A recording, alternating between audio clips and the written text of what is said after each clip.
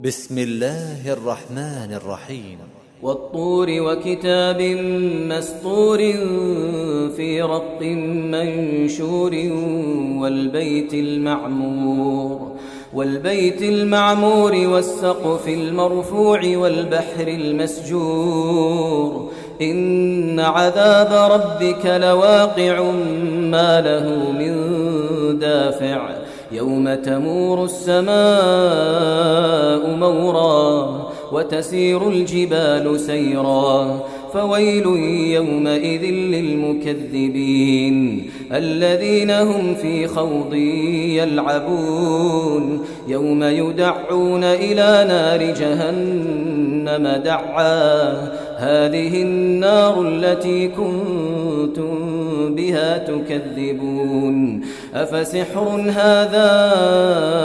أم أنتم لا تبصرون اصلوها فاصبروا أو لا تصبروا سواء عليكم إنما تجزون ما كنتم تعملون إن المتقين في جنات ونعيم فاكهين بما آتاهم ربهم ووقاهم ربهم عذاب الجحيم كلوا واشربوا هنيئا بما كنتم تعملون متكئين على سرر مصفوفة وزوجناهم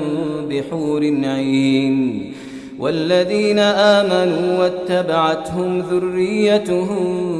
بإيمان ألحقنا بهم ذريتهم وما ألتناهم من عملهم من شيء كل امرئ بما كسب رهين وأمددناهم بفاكهة ولحم مما يشتهون يتنازعون فيها كأسا لا لغو فيها ولا تأثيم ويطوف عليهم غلمان لهم كأنهم لؤلؤ مكنون وأقبل بعضهم على بعض يتساءلون قالوا إنا كنا قبل في أهلنا مشفقين فمن الله علينا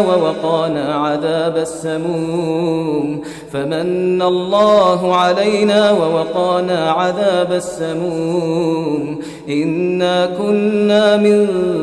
قبل ندعوه إنه هو البر الرحيم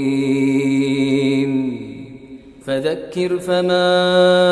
أنت بنعمة ربك بكاهن ولا مجنون أم يقولون شاعر نتربص به ريب المنون قل تربصوا فإني معكم من المتربصين أم تأمرهم أحلامهم بهذا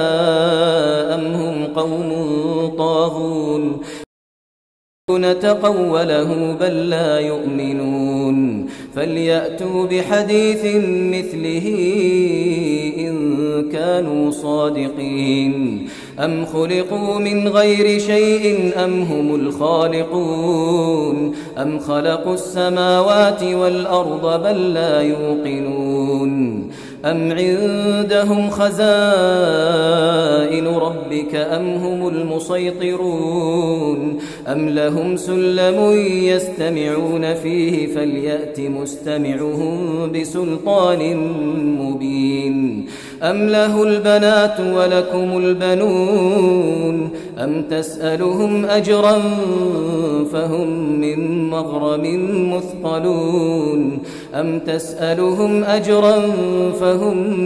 مغرم مثقلون أم عندهم الغيب فهم يكتبون أم يريدون كيدا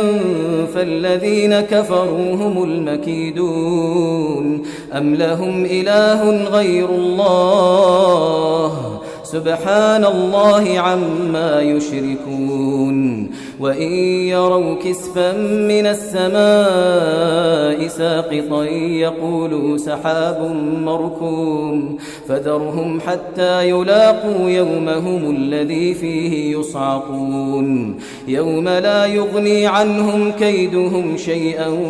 ولا هم ينصرون وإن للذين ظلموا عذابا دون ذلك ولكن أكثرهم لا يعلمون واصبر لحكم ربك فإنك بأعيننا وسبح بحمد ربك حين تقوم ومن الليل فسبحه وإدبار النجوم